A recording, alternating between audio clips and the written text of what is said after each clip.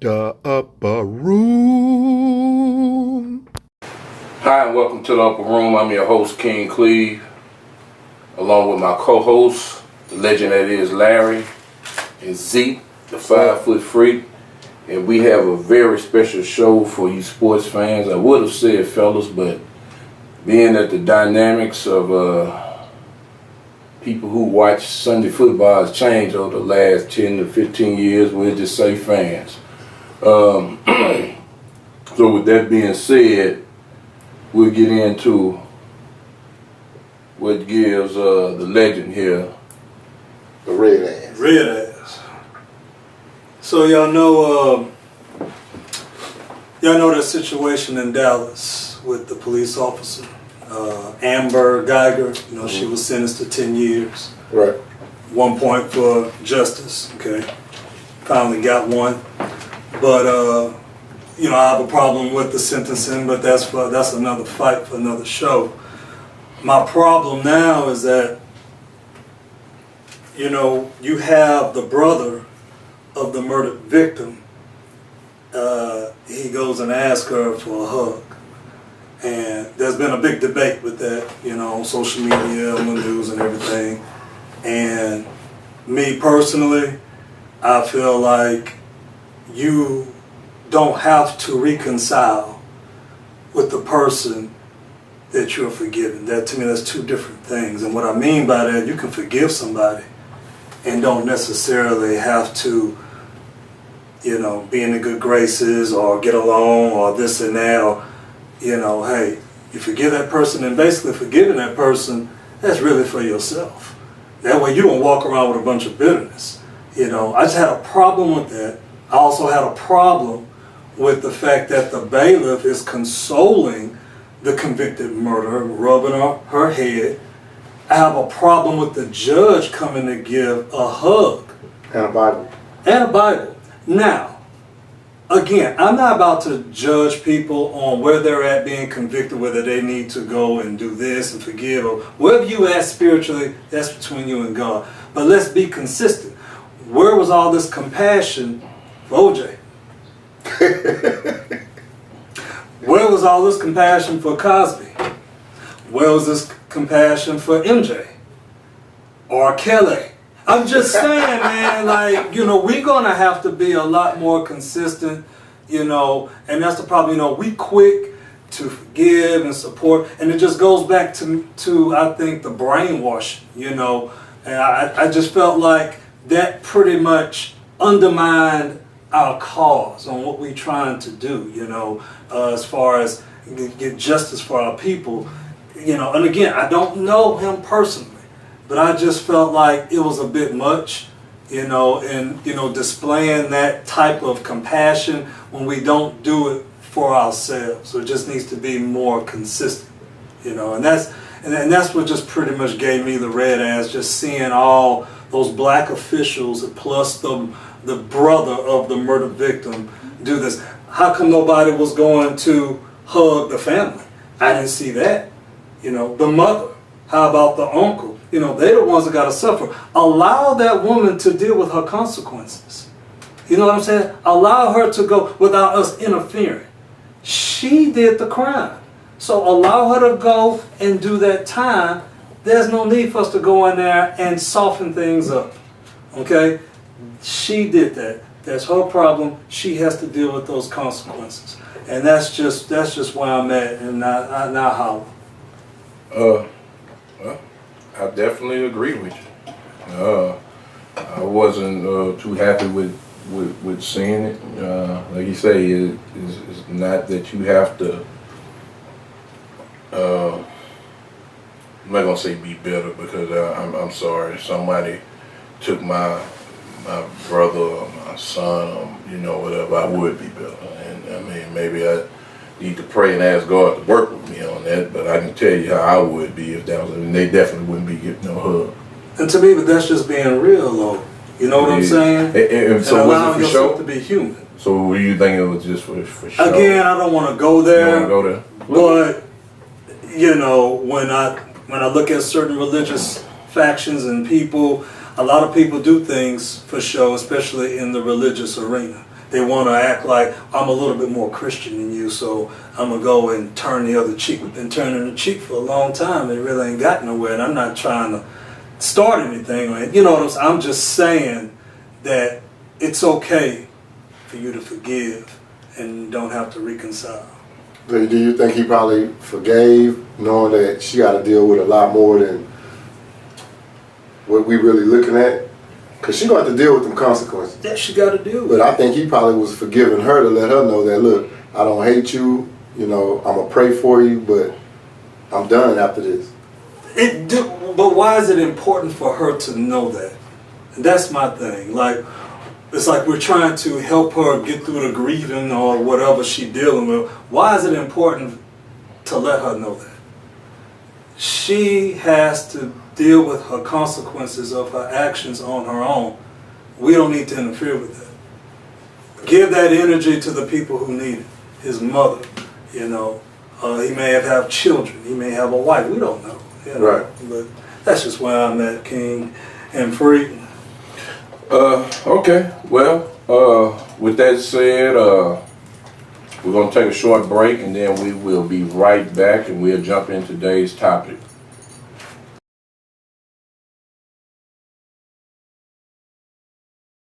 All right, now we are now back live in the upper room with today's topic. I'm sure you can kind of have an idea. Was that jersey back? Yeah, man. Okay. Well, so his name. Okay. Right. Okay. But this is a Colts. Oh, okay. I was going to acknowledge it, but I didn't want to give him that much attention. You didn't want to give him that much time. He was seeking But it was affecting you though, because you know. It was, yeah. It gave me the red ass again. Okay. All right. The best and the worst of the NFL, and not only will we tell you what we feel are the best and worst teams, franchises, and we also talk about some of the things that are going on that's not on the field per se. So with that being said, Well, you want to jump into that? yeah.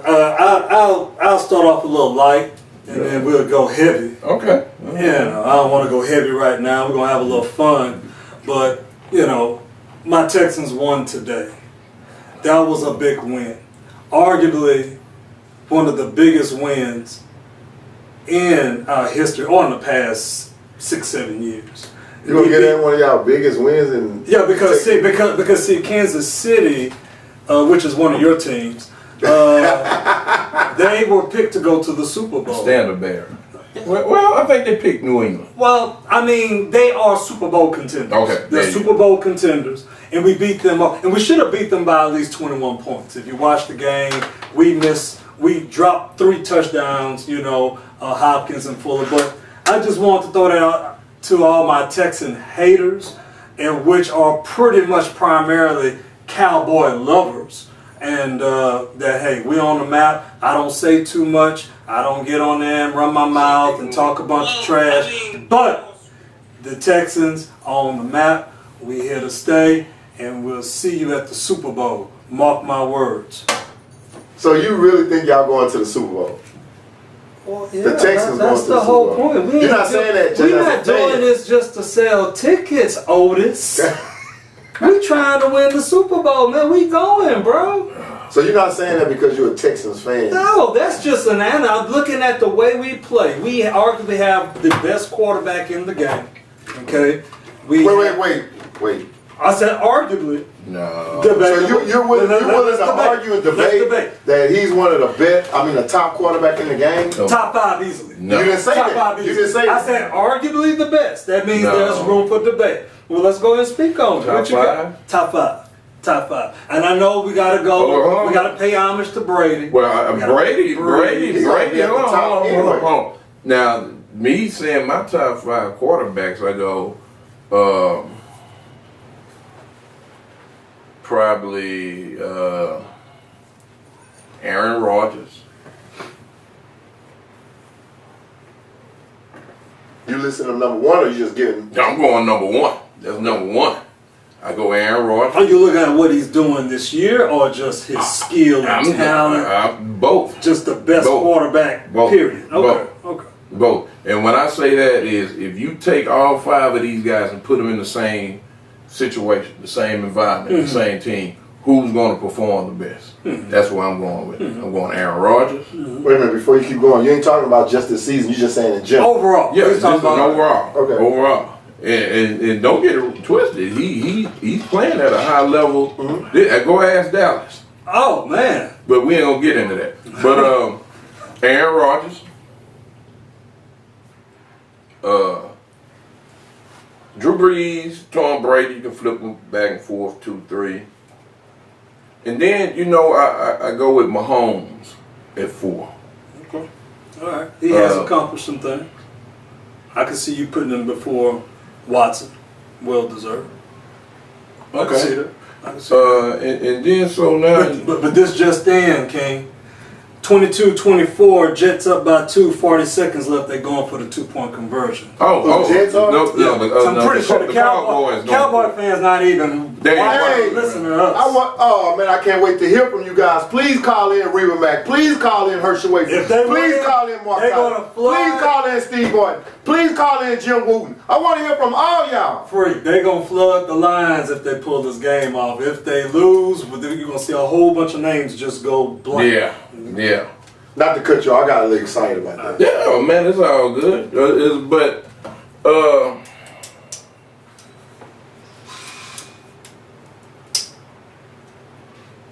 you're going to throw Watson in there. I know he's not even in the top 5. You got one more spot. We're in the top 10. You got one more spot. No, and the thing is because I just did this the other day. I had this conversation with somebody the other day. Okay. And so he wasn't in there. But I'm trying to think of who I had. Go ahead, and I'll come back to it. It kind of slips me right Tom now. Brady, Aaron Rodgers, Drew Brees, Ben Roethlisberger, however you pronounce his name. Roethlisberger. Yeah, Roethlisberger and Mahomes. Why Roethlisberger? Look what he's done. Not what he's done. And I didn't put him in right. Well, he's not. No, and that's why I didn't put him in. We didn't say what we're doing now. We just said overall. Well, I mean, we're gonna. Okay, so you're talking about the top 5 right now. Right now. Even right now. And I didn't put Big Ben in because of that, because he's injured. But Tom Brady, Drew Brees, Mahomes, Aaron Rodgers. You gotta slide him in there, Wes. How? Y'all got to, man. It's no way. Carson Wentz before I go with him. And that's the hate in your heart when you say stuff like that. Now it's hate. Yeah, it is, man. You Carson Wentz before Deshaun Watson. I would put the the Seahawks quarterback before. Russell Wilson. That's Russell who it was. Wilson. Yeah. That's who it was. It took y'all long enough to find somebody. No. I just didn't remember the name at the time, but I put Russell Wilson. That's who it was. That's who it was. I'm just saying. It's not no hate. I'll take Hold on. No, whoa. Now, truth be told, when y'all drafted Deshaun Watson, I told you, y'all shouldn't have got him. I said, because I felt he should have been the first pick in the draft. Remember we had the conversation? Don't say that. Because I watched him when he was in Clemson. Okay. But to say that he's a top 5 quarterback right now, no, you can't put him above I'll take 6 5. from y'all. I'll take 6. Number 6. Is that okay, yo? 6. Maybe. I haven't. I say he's in the top 10. Top 10. He ain't in the top 5. Yeah. And you say that because you're a fan. No. But he's definitely top 10. No. He's definitely top 10. He's definitely top. And then honestly, and if we picking on the way people are playing this year, it's several other guys. It's several other guys that's There's several other guys. You should have took that call. That we could we can bring up. You could think about what's the guy San Francisco. What's Gelato, something like that. Yeah. Guapo, whatever. Whatever his name. That just further lets you know he's really not that good. We don't even know how to pronounce his name. Nor could we. Cowboys lose to Jets. Oh, say it. What's going on right now? Cowboys can we get a toast? The Cowboys have just lost to the New York Jets. I drink to that. Hey, Mark Tyler Weenie Dog, you suck. And your Cowboys suck. I'm going to say it again. Mark Tyler Weenie Dog, you suck. And your Cowboys suck. Hold on. Let's give a shout out to Isaac Benefield, Tracy Bryant, John Robinson, Sean Christian, Cornell Jackson. Yeah, Steve Scott, Trent Boudreaux. That's Trent. Kevin Drone. So we got a whole bunch of them. Hey, call in. Hey, we want to hear from y'all. Cowboy the Upper Room, baby, on Facebook. The Upper Room on Stationhead App. We know, like the Boudreaux, we know y'all iPhone users. So call on in. No, Trent was just on here. He didn't even watch that. I don't know if he's still on, but Cowboy he was there. Runs deep, man. Yeah. Hey, Steven Benson, I want to hear from you. Armando Sanchez, I want to hear from you. Uncle Steve, I want to hear from you. Y'all probably think it's hating. Hey, but only thing we doing is giving the news, and we want to hear from y'all. That's all. We would like to have a conversation with y'all. So close. That's so far away. Oh, man. Inches. It's a game of inches. And the clock don't stop. Oh, man. Okay. Back to, I know, hey, man. And the reason being, it's not so much the Cowboys, it's the fans, right? They obnoxious, man. Egotistical. So that's what it is. So in other words, they can be both of what we talking about, the best and worst. Oh yeah. At one time they was the best. No, I'm talking about the fans. The best because the way they support, but then they the worst also. It's just, I'm pretty sure there's gonna be a lot of videos going up. Did you see the last video? The dude threw his shoe at the TV and broke the TV. I was telling you what play to run. Yeah. We'll see a lot more videos like that. We'll get a lot of Texan hate because we've never won a championship, and they'll go back to 25 years ago when they won their last one before my children was even born. Oh, that was the Oilers. Yeah. They was the Oilers. No, I'm talking about the Cowboys. That's the my last son time wasn't they even born. He never saw it. Right, it's a whole generation ago. But you know what's the funny thing about that is that I watch those guys, girls, ladies, bring up the Super Bowls and stuff that they won. And I've even gotten into discussions with them, and they'll tell me, and I'm like, dude, first and foremost, the Steelers have more championships. We just, I mean, it hasn't been recent. We won one 9 years. Oh, that's old. But you talking about something that's 25 years old. 25. We were still in college, man. I mean, it's just crazy. But and you know, shout out one more to my mother-in-law. She's a Cowboy fan. Okay. Oh, Uncle Carrie. Let's see, we got Cornell. Okay, all right. Yeah. I don't think we missed too many of them. Yeah. Well, there's a whole bunch of them. We only scratched the surface for we ain't come close. Adrian Callis. They everywhere, man. They multiply. They multiply, man. They come out of the woodworks, man. Think about it. When they losing, that's why you don't know who really. You never see them. But like when they start off 3-0, you got people who have painted their houses, the Cowboys, you got cars and vans that's painted. Yeah. I mean, it's ridiculous, man. Weenie Dog.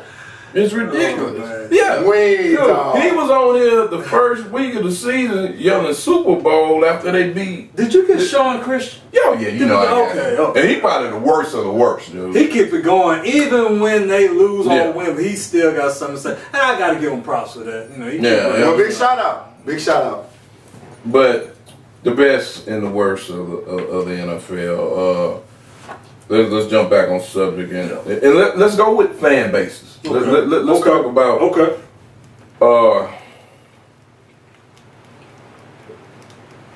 Give me your, off the top of your head, your top three. No, let's go top 5 fan bases. Green Bay Packers, Kansas City Chiefs, and I ain't saying this in order like number one. But what's the criteria here? There's just people. support. That support. The following.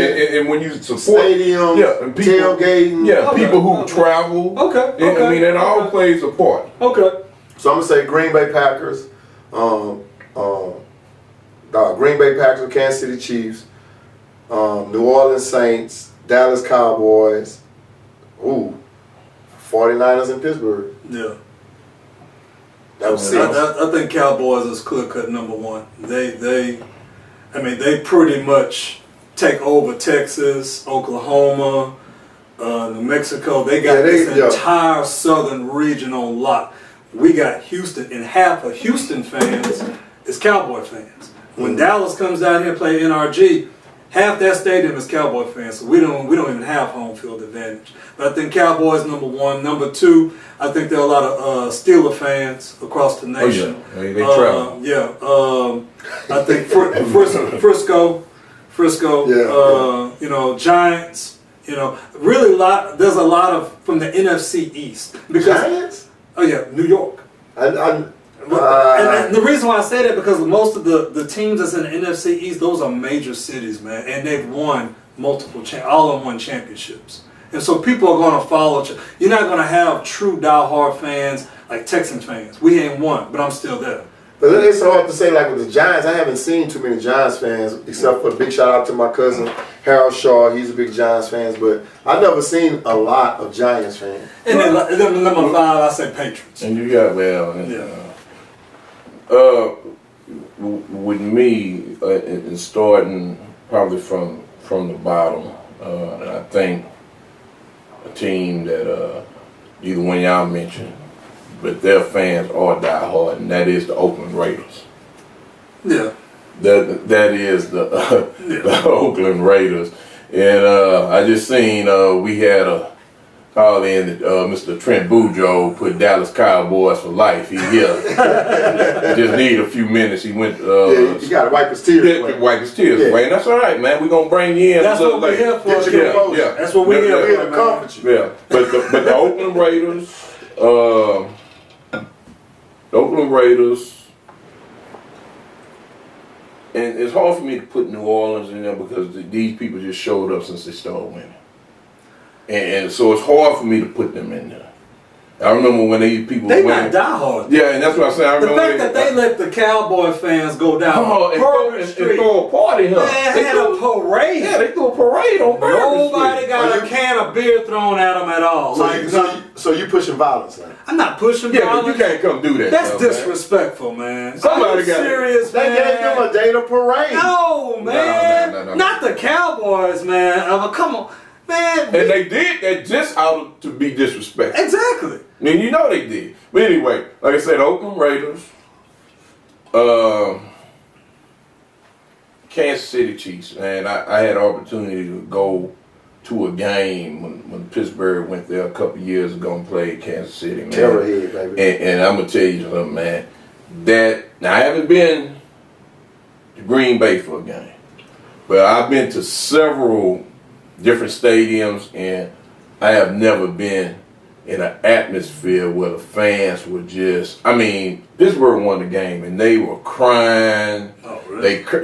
Dude, cursed us out. Of course, me and Rob took a picture in the middle all over the terrible towel. But they cursed us out. It was just ridiculous. I had never seen anything like it. They were hurt. You got to look at communities like Kansas City is not a major city, so pretty much everything is probably built on that football team. City shut down. Everybody, you know what I'm saying? It's not like L.A., Houston, New York. We got other things going on, but Kansas City, that's all they got. I would go with Green Bay. Cheeseheads. Yeah, they're huge, man. Their following is huge. Again, another team that I want to throw in there, but I'm iffy because they just popped up with Seattle, and Seattle now has a huge following, they wouldn't be in no top five. No, but you go there, man, and then after for the top two is either Pittsburgh or Dallas, and I can flip back and forth, but I see how Pittsburgh fans travel. I go to games that away, and it'll be more Steeler fans than a home team. Steeler fans have more class, man. I do, and that's why I can deal with Steeler fans. I actually can deal with every fan but Cowboy fans. They are like, and I have so many family. All my family are Cowboy fans. Everybody, except for me and my brother. So everybody's Cowboy fan. All my life, a lot of y'all friends. had to be the Black Ducks then. Y'all had to cash ourselves away from that. A couple of people had to, do the right thing. We all can't just, go down and fall off the cliff. Right. We all not gonna drink the Kool-Aid, know. Just saying. Hey, big shout out to Robert Hippolito. He a Seahawks fan. I think ain't old Lord a Seahawks fan now? He's a Texan fan. No, he's a Seahawks fan. And he was a coach and all. Yeah, we'll talk about that later. Okay. He's a flip-flopper. Oh, would the Freak be considered a flip-flopper? He has at least 8 teams. He didn't almost took over the whole Yeah, so he can't lose, huh? Hey, I followed one player, man. One Peyton Manning. That's what I followed. Well, this is my number, but I follow Peyton Manning. I follow Peyton Manning. Yeah. But I said we got a whole lot more to talk about. We'll get in. We're definitely going to have to speak on the cap situation. Some of the rule changes in the NFL. I think we'll try to jump in and maybe hit the best teams of all time. And when I say that, just an era. And just like now you have to throw the Patriots in there because it just. But we'll you ain't gotta like it, but you gotta respect. Oh yeah, we gotta respect it. We'll jump into that, and I guess we want to talk about dynasties. Yeah. Hey, big shout out to Mr. Eddie Sandoval. He just tuned in. He said, Texans, you got a person that's on your side. Come on, Eddie. Come on, man. Don't do not that many of us. We gotta stick together. So with that saying, we'll step away, and then we'll be right back.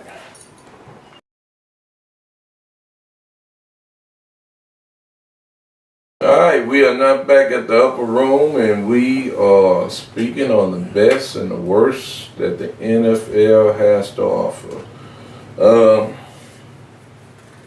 So let me get and as you see, I changed my hat, man, and Zeke has changed his old get up. Now we don't have enough segments for all the teams that he has. Hey man, baby. Hey man, but now? Let's jump in, and also, if you want to call in, be my guest. I'll repost the link, but it is posted. I'll repost it. You want to call in, speak your piece. Cowboy Nation, come on, man! It's still time to stand up. We forgot a couple of y'all. Kerry Bell, Malcolm Moore. Man, it was several more that I had. Tim Wells. That we were at break. Nicole Wells. And we missed them. But it'll come back to me, man. It'll come back to me. But anyway. I got a question. Go ahead. I got a question for you and O. You guys play college football. O, you play semi-pro, kind of step away from the professional ranks. When did it get to a point where you knew your career was ending, or when did you lose that passion for playing, or did you ever lose it? Well, for me, I never lost it, but I knew it was coming to an end when you start occurring a lot of injuries. You're not healing fast from them. Then you got younger guys coming in and they putting you more in the third down. Well, I was an offensive player, so they put me more in third down settings, situations, settings, not starting. And that's when I knew it was coming to an end. And one time I had called my uncle Steve Martin, and I was telling him that I needed to play like 2 or 3 more seasons because I was trying to get this type of money and this bonus. And he was like telling me that, Junior, you're not playing because you love it no more. You're playing for the money. And he was like, and if that was ever a situation, the little money that you was making, you should have been saving. Right. So I was playing for the wrong reasons. Right. Was it always that way, or it eventually got to that point? No, it eventually got to that point. But in the beginning, you know, first off, when you're playing college ball, you're excited, you're happy because you got a scholarship. Not too many people can say that. That's right. Then, I know for myself and the King, then we was able to go to a school, meeting different people from different areas, different states, who end up becoming like our close friends. Yeah. And then going to a school your first year and you winning. Because, you know, when we was in high school, we was used to winning. Even though we may have lost some games here and now, but every season was a winning season. Yeah. So then leaving from college and then being able to play to make a little money, you know, he was like, dang, I think I never would have been and got to this far. I probably wasn't on the top echelon of the realm like other people's, but still I was getting paid to play a sport that I love and getting able to travel and see the world. What about you, King?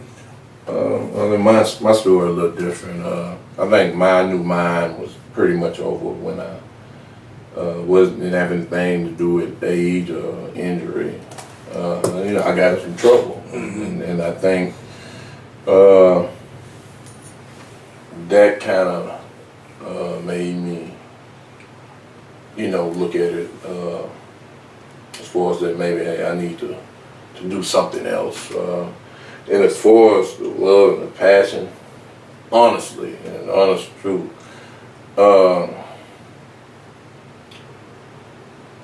I love football. I have a passion for watching football. But as far as playing, and I really honestly don't think my passion for playing ever went past me playing in my neighborhood. Basically, your talent. It was just carried you all the way to. Yeah, it was just a fact that I was good at it. It wasn't so much that I, you know, busted my butt. So you had to get something out of it. You weren't playing for the love of the game. No, yeah. And so it was. I mean, y'all played me. You know, y'all knew. Did you ever really see me work hard? No. I mean, and that was the thing. It was just genetics. You know, it was in what it was, and it was talent. So God given. It wasn't nothing that I did. You know, and I watched guys like OB and Patrice, Keely Muse, and you know guys like that, or Jason Gray, guys, you know, break their neck in the weight room. Yeah. I was out the back door going home. But you got to have a certain level of passion to play the sport at the highest levels when you get to college and you get to semi-pro and pro, man, because that's a brutal sport, man. Modern day gladiators. And even there, even when we were in college, I used to with clown dudes. I mean, easy. Yeah, and you know, and laugh at them, and you know, and this and that. But I wouldn't. I used to even when I was in college, I would skip practice. Yeah. So you know, and that just goes to show you now if. Maybe I had somebody that in my ear telling me it would have been different. Right. There's no doubt that I had the talent to play. Size, and make money. Speed. Yeah. So, but it just wasn't my thing, man. Well, the good thing though, in your situation with you, 6'4", runner 4'4", catch the ball, but you didn't have no pressure.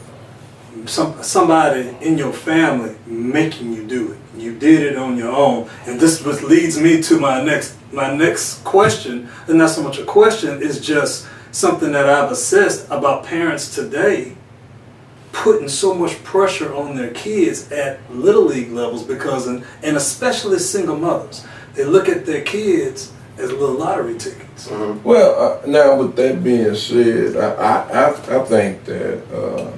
Because I was like this with my sons. You can play, you don't have to play. But if you're going to play, we're going to do it right. Mm-hmm. I'm not going to sit here and let you do what I did, because I know what I did was BS, the way I was. But, you don't have to play. But if you are going to play, we're going to do it right, especially when I'm pouring thousands of dollars into this. Right. If you just want to go on vacation, we can say that money, we can go hit 2 spots throughout the summer and call it good. Right.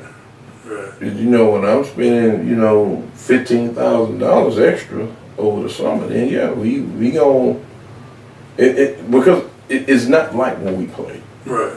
You know, it was $25 for us to play. The coach come pick us up on a ragged truck. We all pile on and head to the field. Yeah. You know what I'm saying? Yeah.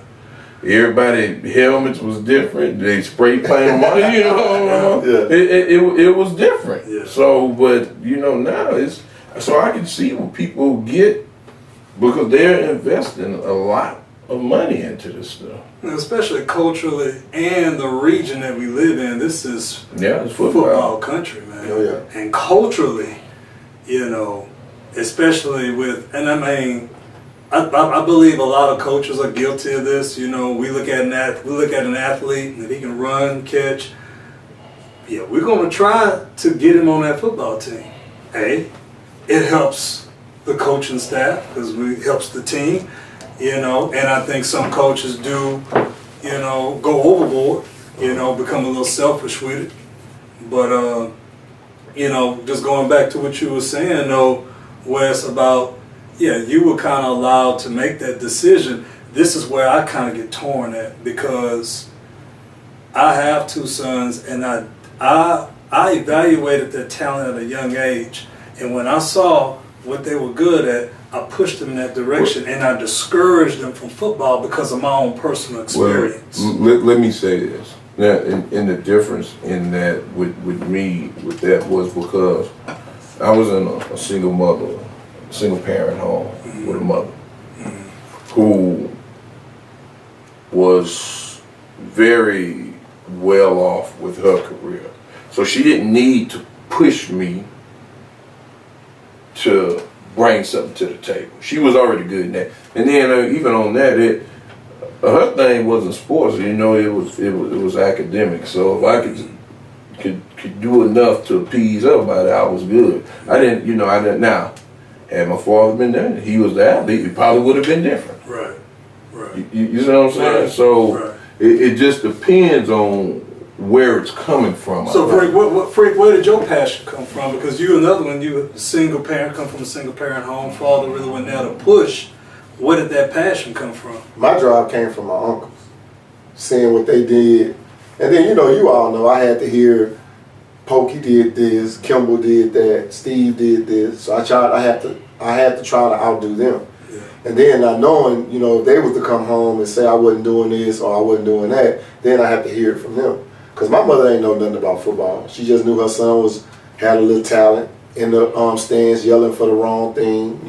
If I got tackled, she's saying that's good, or you know what I'm saying. But she didn't know. But it was my uncles, and then with them coming down, trying to emulate what they was doing, wanting to go to the same school they went to. I had the opportunity for them to take me to U of H, stay up there a weekend, getting to see what they do on the football field, seeing how people gravitated to them because they was the people. Yeah. And then with my Uncle Steve, he was an outstanding basketball player. Yeah. So he having scouts and being able to see scouts come to my grandmother's house for these guys, that was huge for me. So that was my drive. And then I knew I had to get out of Galveston because all my friends wasn't right. Love them all to death, but I knew that wasn't the road that I needed to go down. Yeah, I think culturally though, and we talked about the region, but culturally, I think we really push sports and specifically football because of our natural athletic ability. In my case, I think I was more influenced by my friends and the culture of playing football, but that really wasn't my sport. My dad from jump, ever since I was in the 6th grade, told me my ticket was baseball. But no, everybody was playing football. All my friends played football.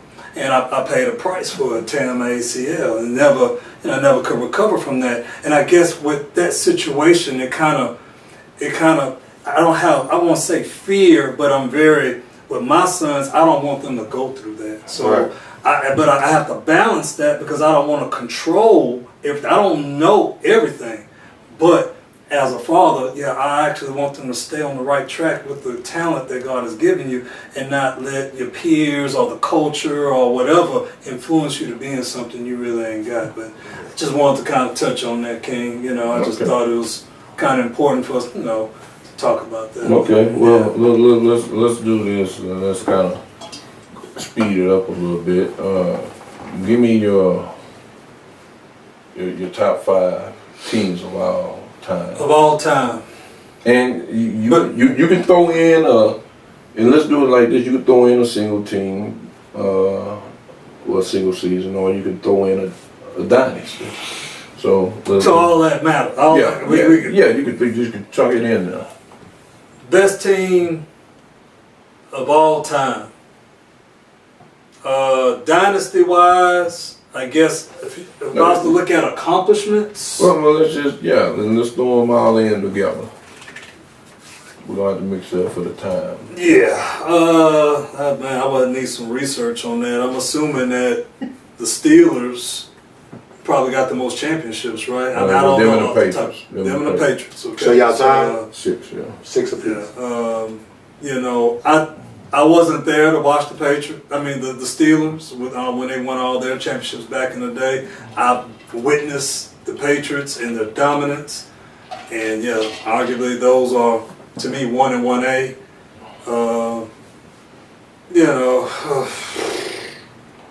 Green Bay maybe. Giants, you could throw them in. Maybe the Cowboys. Go ahead, man. Go ahead. All right. Hey, I don't know how to pronounce that word neither. It's hard, Legend. man. But I'm gonna have to say Dallas Cowboys. Reason being, they had 512 wins. Green Bay Packers 743. New England 500. My Chicago Bears 761. And I'm gonna have to go with how many championships they got though? 1. We only have 1. So you going just on wins? Because they was some of the greatest teams in their era. And then I can't leave out Pittsburgh because of the rings. Yeah. Well, I guess I do mine a little different because with me, I would probably put 5, the 85 Bears. And only because of, they may have been the single best team of all time. Because we need to go 2 different. Well, but just for time restraints, so I'm throwing them in there. Right. But the reason they're so low is because they only won it that one time. They didn't even get back to the Super Bowl the next year. Finally, they didn't. So, and then I have to throw in probably. You got the minus Cowboys. Well, I throw in that era right there, the 90s with the Cowboys, and that would be 4. And then 3, I would go with Joe Montana and the 49ers. The 49ers. And then 2 for me would be the Patriots right now. Yeah. And the reason I put the Steelers above them is because the Steelers won 4 Super Bowls in 6 years, which hasn't been done. But I mean, if you're looking at the Super Bowl, look at Denver. They won 3 in a row? No. They lost 4 in a row, didn't they? No. But they won 2 Super Bowls in a row. 2 in a row, right? But what I'm telling you is 4 Super Bowls in 6 years, that'll probably never be done again. Would you consider Denver lost 4 in a row, didn't they? Or was that Buffalo? No, that was Buffalo. Buffalo. Yeah, you want. And that, but you have to think about them as one of the better teams. You're right. They was winning. They are the only team to go to 4 Super Bowls in a row. You got to give them props for getting there. And there's what was it? Scott Norwood chip shot away from winning a couple of those Super Bowls. Yeah. But just because they went 4 in a row, that don't mean you have to win it. Nobody don't care about you going. Yeah, but to get there, hard as is just getting there, man. You know, the ball bounce here, ball bounce there. The best team don't always get there. True. Yeah. And we can easily say that the best team don't always get there. You think about that team that look at the Raiders with the Tuck rule. No, well, yeah, that probably cost the Steelers another Super Bowl, but that's here or there. But think about that Vikings team with Randy Moss when they went 15-1, and they got to the championship and played terrible and lost. They didn't make it to the Super Bowl. Yeah. So I mean, it's a lot of things that goes into that. Give me your 5 worst real quick. Give me your 5 worst. 5 worst teams? Yeah, your 5 worst teams. I'll throw the Browns in there easily. Pretty much half of Otis teams. So you got the Browns. Indianapolis Colts was one. They went. Yeah. Miami. Yeah, they just suck at Miami. But probably the Rams or something. Rams pretty well. The Jets, Tampa Jets, Bay. Remember they went. New Orleans Saints. Yeah, the Saints were terrible too. Yeah. And that's what I say. So where were these fans at? And the Saints, I guess recently they've been good. No, but I mean, if you talk about some of the terrible, look where they at now until where they were. Yeah. I want to go back and add a team that I thought was really talented, and I know y'all going to call me a homer, but I think the 93-94 Houston Oilers is one of the better teams of all time. I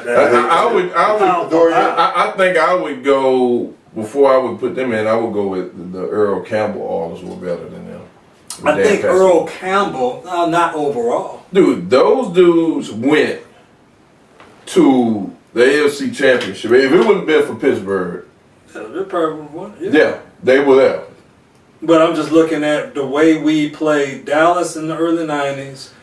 We all know about the debacle. We don't want to focus on that. Yeah, let's talk about them blowing a, 30-point lead? That's not the point, Wes. Yeah, we blew that lead, but look at how easily we got up to 35-3.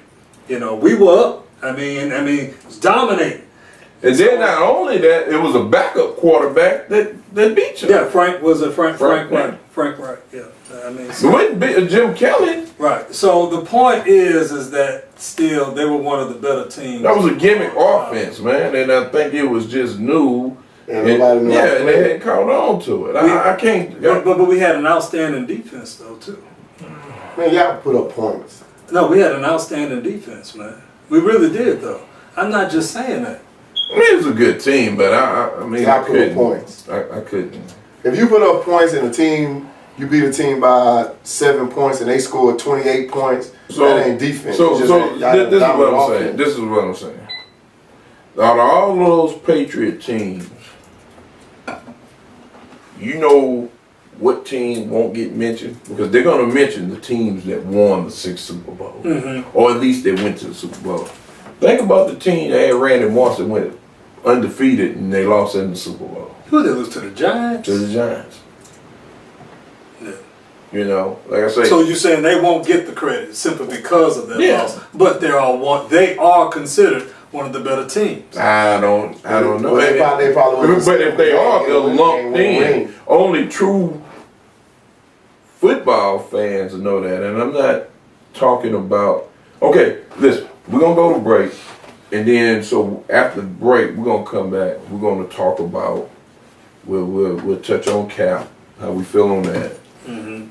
I really want to get on the rule changes and the quote-unquote casual fan. Gotcha. All right, so we'll step away, and then we will be right back in a couple of minutes.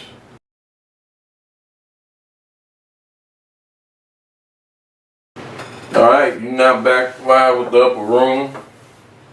The best and the worst of the NFL.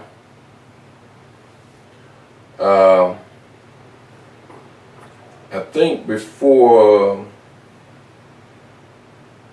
we go any further, we want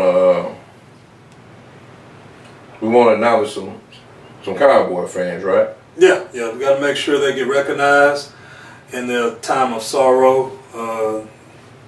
We want to make sure we pay much respect during this grieving process. T. Fowler, we're gonna give you a shout out, man. Anthony Hare. We seen you jump on here, man. We want to go ahead and give you a shout out, man. David Enriquez, Coach Enriquez. Man, we want to acknowledge, and it wouldn't be so bad, but the New York Jets. 0-4. They were 0-4? 0-4. Sherman Riley. I didn't even know that. 0-4? Yeah. They on the board now, thanks to the Cowboys. 0-4? Man. Wow. You got to redo it. So, we want to jump in and we want to jump into some of the things that went on very briefly because we want to get some callers in. Be sure you Cowboy fans call in. All NFL fans. Yeah, exactly. All NFL fans. We want to let's touch up on the cap situation. I guess I can jump in on that. One of the worst things for the NFL is Kaepernick not playing right now. I mean, not only is he better than probably at least 50% of the starters, you can't tell me that you have a better backup in the NFL than Colin Kaepernick. Yep. But my thing is though, I'm for Cap, but he been out what 3 years, 2 years. Mm-hmm. You think he still got it without playing for 3 years? Well, they just signed. Who was that? Somebody just it was last season signed somebody who hadn't played in 4 years. And when he did play, he was on the practice squad. So, you telling me that he was better than a quarterback that took his team to the Super Bowl? No. It's politics, and it has a lot to do with the kneeling. Do you think like? And I'm not saying bring him in as a starter, but you even gone 2-3 years. He'll be a good backup. Yeah, you don't think? Yeah, I agree, but this is my thing. Everybody wants it. Well, a lot of people want him back. I'm one of them. But we don't know what happened in that lawsuit. We don't know if it's a gray line that says he can't play no more in the NFL. Yeah, true. Or a team can't acquire you to come in and work in. And then my thing is, but why would he sign on to something? He'll have to agree to. Yeah. I mean, because we don't know what type of money he got neither. And a lot of people. What about before that? What about before that? Well, before that, I think he was doing wrong. That's why he went the legal route and he took him to court, which he won. What they say, an unsubstantial amount of money that we don't even know about. So in that deal, we don't know that he probably could never play in the NFL again because you sued us. We don't know that you cannot try for another NFL team. And then the thing is, we always saying what we want Cap to do. Why haven't he came out yet and said anything? Why haven't he had a press interview? Because probably in that clause probably said. Yeah, it's probably So we can sit up here and fight. We can go march for him, but he'll probably never step on another NFL field. But he probably and he haven't said anything. He's not complaining. But I don't think that his agent would be speaking on why he's not being picked up, because his agent is still talking about it. He's still working out. I know. He recently came out. I mean, I'm sure that he could still play. I mean, but he saw a problem. He chose, and what it did was it actually brought the problem in the mainstream. Problem's always been there. People feel like, it's just started happening. It's been happening. It's been happening since longer than we've been living. The thing now is we discussing that. Well, the thing now is that everyone has a cell phone. Right. We have an outlet. Before it was happening, but when we were children, we didn't know what was going on in Chicago. No. We didn't know what was happening. Now we turn on the news and it's plastered everywhere. Right. And so he addressed the problem, and I give him big props because this has cost him millions of dollars, and not many people would have done it. That's why guys like him, LeBron, aren't afraid to speak up. In LeBron's case is a little different because the NBA know that they couldn't. There's no way they could do that to the best player in the world. But Cap wasn't the only one to take a knee. Why is he the only one paying the price? There's a couple of others that's been and they still taking. Well, you cut off the head. Some players being released from their teams too. Yeah, you cut off the head. Now, I mean, Eric Reed is bad. He's been more vocal than him, but you cut off the head. And he was the second one to start kneeling. He was in first score with Cap. Now, another thing that I kind of, and I know we're kind of rushing because we want to get some guys in, especially some Cowboy fans. Matter of fact, I'm going to go ahead and post that for you Cowboy fans and any other fans. We're going to put that up. You can click on So close. You could come in. Yet so far away. You could come in whenever you're ready, and as soon as we get a time, we'll slide you in. I just had Jimmy Barrett just said Eric Reed was a part of the same lawsuit, and he's still playing and still kneeling. But again, that goes to show that Cap was attacked because he started. He was ahead, and it's just like with any other thing, you know. You want to cut the head off if you want to stop it. Make him out of an example, huh? Yeah, you know, and you make somebody an example, and then it's just like when Dr. King and them watching, you know. Others received it because they were there with him, but the focus of them was him. He was the focus of the FBI, not Dr. Albanaki and all the others. He was the focus. But anyway, that's another show. So the rule changes. How do you feel about the rule changes? I think the rule changes are good. I think that it provides more safety as far as for the players. Entertainment-wise, it's hard to watch sometimes. Just today, I think in the game, the referees had 19 through 19 flags in the Texans game versus the Chiefs. And again, I mean, you know, it's just stopping the game. There's no good flow because there's a penalty for everything. And if I'm a defensive lineman, to me, that's the hardest position right now because the rules are it has so many gray areas as far as how you can hit that quarterback. And so you almost gotta you don't want to get that 15-yard penalty. So, and if the quarterback turns a certain way, a lot of times it's out of their hands, man. These guys, 300 pounds, man, all that momentum, and you going straight at them, they just can't put the brakes on. You know, so I look at it on both sides. I think overall it's good with the CTE and everything, but entertainment-wise, just looking at just how the game is viewed, and I think it's losing some of its entertainment value. I agree with the legend. I think the rules that they put in place is a good thing. You know, like now with kickoff, they moved it up a little bit. So majority of your kickoffs is out of bounds. You can't do a wedge anymore. Got to be one-on-one. So that limits some of the impact to the guys, and it's taken away from a lot of the punt returns as well. I mean, kickoff returns as well. And like the legend saying, especially with your D lineman, it's hard to stop and go, especially when you got that much weight. You coming at almost 100 miles per hour, and then you trying to tell me to let off. I think some of the hits are not deliberate. You know, I mean, it's football, man. Yeah. And if you think about the stuff we went through when we was young, I mean, and then a lot of times it's to save money too, because if you lose a top player, that's right, you're gonna lose ticket sales. Because these same rules not getting applied to the colleges. You know, the colleges still going hard. That's right. Well, and I'm glad you said that because that's what it boils down to about money. The game has become now more directed and targeted at casual fans, and when I say that, people who really don't know and understand the game, you know, people who just turn on the game and watch, they want to go tailgating just to hang out, you know. Not all women, but a lot of women, you know, and because what, you know, you remember back in the day when the Steelers and all the played, we would get this, oh man, we beat y'all 12-10. Nobody wants to see a 12-10 game. We want to see 45 to 38, a bunch of points. So now the corner, I mean, they've changed, and as far as the rule changes.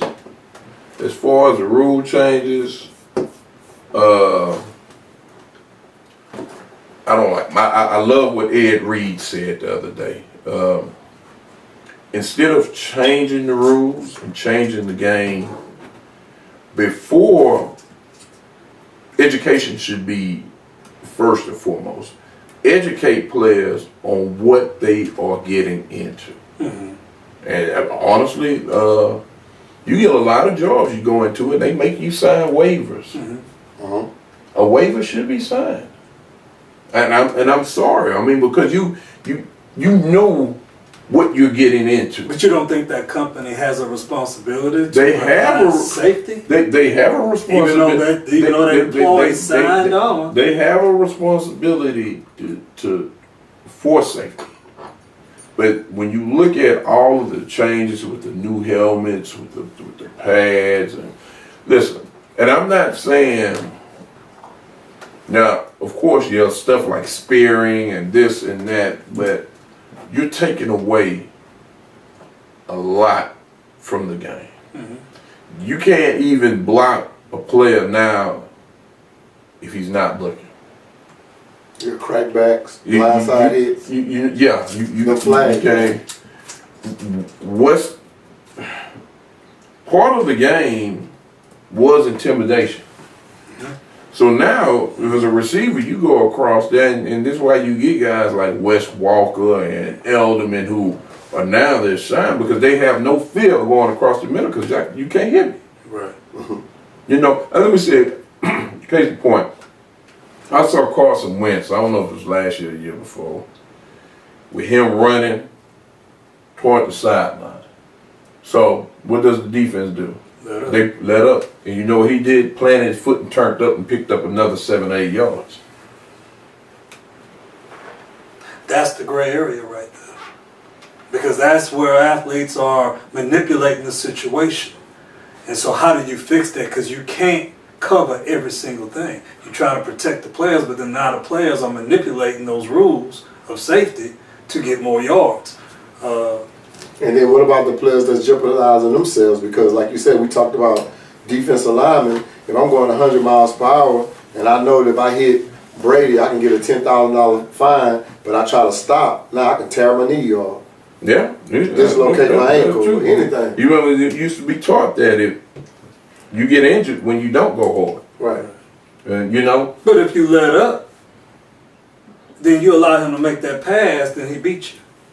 Now you subject to getting fired. Fired, you know, coach got to do, you know, blah, blah, blah. I mean, so it's... Damn if you do, damn if you don't. Because now, even if you hit him, and the pass is incomplete, and we throw a flag and give him 15 yards, an automatic first down. First down. So, I mean, it's just put us at a place, man, where, don't get me wrong, I still turn on every Saturday and watch college football. Sunday, man, I'm watching my Steelers win, lose, or draw. Yeah, y'all lost last time. That's okay. Well, you know, hey, John, that's part of the game, man. That's the injuries, part of the game. It's part of the game.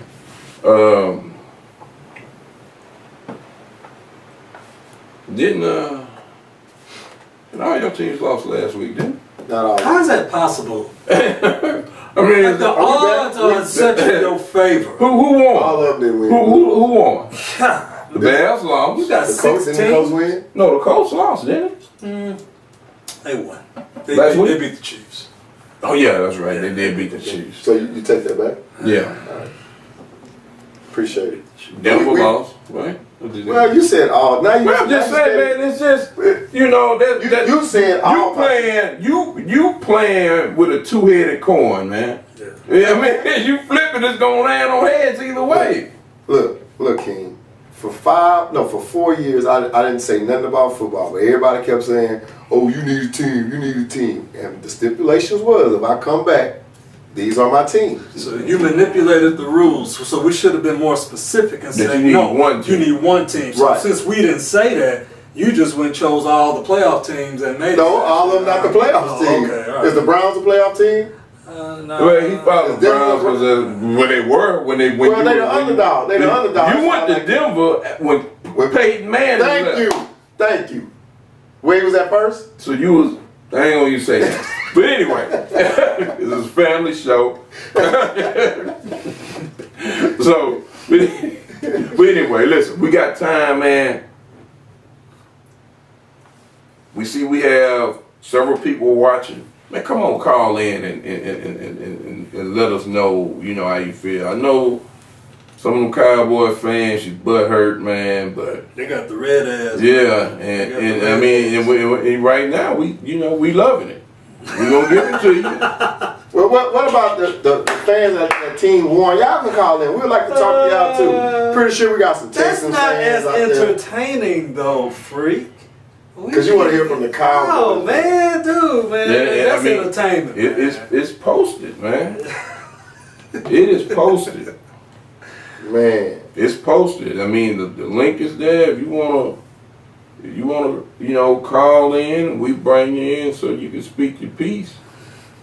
Man, I really would love to hear from a Cowboy fan, man. They ain't gonna do it. They ain't gonna do it. Man, no, I mean, week 1, man, they was going 16-0 and was gonna win the Super Bowl. Now we lost to the Jets. Man, I kept saying, oh man, y'all got blew out by the Patriots. Yeah, we did. The Super Bowl favorite. Y'all beat the Giants. Y'all beat the Dolphins. Y'all the 2 worst teams in the NFL. Couldn't beat the Jets. Now, when you play somebody, when you play Green Bay, you lose. When you play New Orleans, you lose. Honestly, I was very surprised that you lost today to the Jets. But that's 3 in a row. You know what I like to know? Like, who you they gonna won blame 3, it on? then you lose 3. Who they gonna blame it on? At first, it was what's their coach name? Garrett. First, it was him. Then they got a younger guy. Dak Prescott. Then they got a younger OC to come in. Then they were saying it was Dak Prescott. Then it was because Ezekiel wasn't there. It goes in order. It goes from the coach to Dak Prescott, then injuries, and then we're going to bring up the last time how many championships they won. Oh, okay. Oh, yeah. I mean, they got 5 championships. To keep them relevant. Yeah. Keep them relevant. I'm with you. And that's going to be directed at Texan fans, nobody else. Because they can't have that argument with they can't have it with the Steelers, can't have the Bears. But Texans, they take it out on us. So, because they'll say that, what y'all the little brothers or the little sisters and He calls the JV team. Biff, I hope you out there, JV team. How does that feel, Biff? Okay. The young, is he watching? He watching. He watching. And man, y'all tune in, man. Tonight, 3rd string quarterback. I'll show you how it's done. Well, the legend was telling me months ago. We in our 5th month of doing our show. Yeah, number 5. We're in our 5th month, so we'll give ourselves a round of applause for that. That's all right. 5 months in. But 5 months ago, the legend was telling me, people can talk a lot when they see us, but it's hard when coming on the show because you have to be heard and you may be seen. We're going to question them. Everybody ain't built for that. Yeah. You're going to have to debate. You're going to have to support your statement. We want details and examples. I'm going to dig in. You going to dig in? Mm-hmm. But, so what about your top 5, King? Top 5. Top 5 players. Man, I'm gonna defer that to let y'all do that, and then we get back to okay, I'll go first. Go ahead. My top 5 players, and I ain't saying it's number 1 in order as always. Oh, see, we did that last time, man. But these are my top 5 players. We'll put them in order, Frank. I didn't do all that. Why? That's the whole point. My top 5 players. Because I have to argue with you. You can't just throw it I'm not out going to say there, they're number 1 because they can be tied. But anyway, here we go. It's a cop. Are we ready? Yeah. My top 5 players. To a man with 18. You know what? That just goes. That goes with the territory. Yeah. You let me go? Yeah, go ahead. Man. Walter Payton, Jerry Rice, Nate Newton, Joe Namath, Ronnie Lott. In no particular order. No particular I'll order. throw them out there. Yeah. In order. Number 1, primetime, Deion Sanders. He can control the whole field by himself. Barry Sanders, arguably the best running back of all time. Lawrence Taylor, one of the best defensive players of all time. Tom Brady, best quarterback of all time, not by his skill, but he's just a winner. And Earl Campbell, second best running back of all time. Number 5. Well, I'll start from the bottom, number 5, and it was kind of hard for me to pick between 2 people, and that was at 5 is Deion Sanders and Jerry Rice, so I just call him number 5? Yeah, I called him number 5. Number 4, Joe Montana. I feel the best quarterback of all time because I think you put him in the rule in this day and age, he'll probably have 11 championships. Can't be hit. Yeah. Back then, the quarterback was just another football player. Number 3, Barry Sanders, the best running back of all times. Never ran for less than 1,000 yards when he played. I think he never ran for less than 1,200 yards when he played. Only when he missed the whole season. Number 2, Reggie White. I don't know how y'all could forget about the Minister of Defense, but Reggie White was... Over Lawrence Taylor. That's number 2. Oh. Number 2, Reggie White, Minister of Defense. Number 1, LT. Man changed the game like no other. He is the reason left tackles get paid out the butt now. Everybody remembers Joe Theismann. LT was a monster. Couldn't be stopped. Yeah. Cocaine is a hell of a drug. Yeah. And well, it was. The cocaine didn't even stop it because he played high and still averaged. You know, and he still did what he did. And I guarantee there's no steroids in that. That's all natural. Oh yeah. You can tell his body ain't changed. But he wasn't that big. He wasn't that, intimidating as far as rocked up, roided up, or cut up. He just looked like a guy that's just kind of like, watched his weight a little bit. He just wrecked. Yeah. Well, the cocaine helped him. That's what he ain't feel no pain. He ain't feel nothing. So with that being said, man, we hope you enjoyed the show. I know a lot of times we have many more serious subjects, but we wanted to kind of lighten it up a little bit here. Before we log off, we forgot one. How did we forget Eddie Caldwell? Eddie Caldwell is a Cowboy fan. He sure is, man. Make sure we give him a shout out, man. But with that being said, hopefully you will keep tuning in, and we're gonna make things light. We're gonna have fun. I think before we go, let's give a couple closing thoughts. Yeah, my closing thought for today's topic is basically, man, have passion in whatever you do, especially in the game of football. If you don't have it in your heart, you're going to get hurt. Don't do it because everybody else do it. Don't do it because of the culture and your friends. Do it because you have love for the game. And, because you're setting yourself up for failure, if you're doing it for the wrong reasons. Parents, you'll stop using your kids as lottery tickets, putting all this pressure, acting the fool at the games, getting mad because the coaches ain't playing your kids at a certain position because you got these pipe dreams that he's going to make it to the NFL and get you out the ghetto. Stop putting that type of pressure on them, and that's basically it. Well said, legend.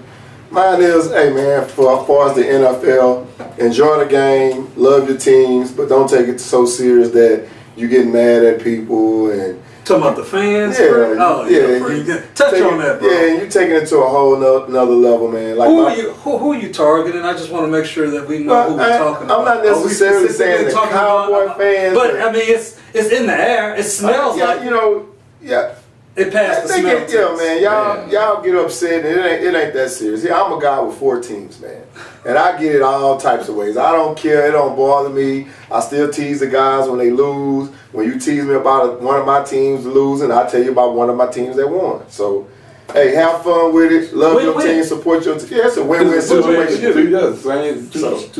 Like right now, see how they mad, but I gotta let them go through one after the other. Hey. Way to go, Cowboys. Hey, keep pushing. Mark Tyler, Tommy Napoli, Malcolm Moore, Tim Wells. Did they take a charter bus to the game this week? Did Nap charter the bus? They probably left at the half. Oh, they left at half. Yeah. Okay. Where was the game at? It was in New York. Oh, so they traveled though, man. Yeah. They left like 3 or 4 days ago, huh? Yep. And then instead of staying overnight to enjoy themselves after a win, they coming back because they lost. Okay. They're not even gonna go kick it in Manhattan? Nah, they better not. They don't want to see them down there. Okay. They ain't gonna walk to Manhattan like they did in New Orleans. Man, I think, man, I truly enjoy watching the game, and I have a lot of passion for my team. I love a good game. I would like to see some of the rules lightened up on a little bit, because I think that the refs are really determining the outcome of a lot of games we play. With that being said, I know that's human error. None of us are perfect, but we have to back off it just a tad bit. With that being said, Zeke, we got some people we want to thank. Oh, get them free. Hey man, if y'all missed our show last week, we want to thank our guests not last week, the week before, thank our guests that came out. Really appreciate them being on the show. Like to give a big shout out to Era Vintage, Bench Bullion, Artifacts Films, Bench Bullion, Busy Bee Cabs, DiverseCity Realty, I can't get that right for I don't know what, Element 7 Salon, Fortray Photography, Ground Zero blog site, Hempworks, it's not weed. But it's close. It is close. Kitty Campus Daycare, LC and the 30th Street Jazz Band, Maduro Cigar Lounge, Pack Tech, Picture Perfect Photography, Tommy Napoli Health and Nutritional Chef, Tours Play Association, Seagate, Sea Grant Enterprise, and that's about it. And then you want to tell them where they can follow us? Oh yeah, you can follow us on Instagram, that's The Upper Room, all one word. You can follow us on Twitter at Upper Room 19, on Facebook, Upper Room, on our Facebook business page, which is our podcast page, The Upper Room. We're also on YouTube, where you can go back and watch our previous podcast shows, as well as our most current at The Upper Room. And if you're a Facebook follower, download the Be Live TV app. It'll link to your Facebook page, and you can come in and you can video chat with us. And if you're an iOS or iPhone user, download the Stationhead app, and you can listen to us on the Stationhead app radio if you're on the road, out of town, and you can also call us from that app as well. No, I don't have any shout-outs today. That's it. Yeah. Well, shout-outs to my Texans. There you go. Right, I don't know them personally, but you forgot your JJ Watt. Right. I don't have JJ Watt. But I'm always with them in spirit. Okay. And y'all going to the Super Bowl. Okay. You said it first on our show. We're going to the Super Bowl. Okay. Like they said earlier, cocaine is a powerful thing. That's the show for this week, and God bless. Peace.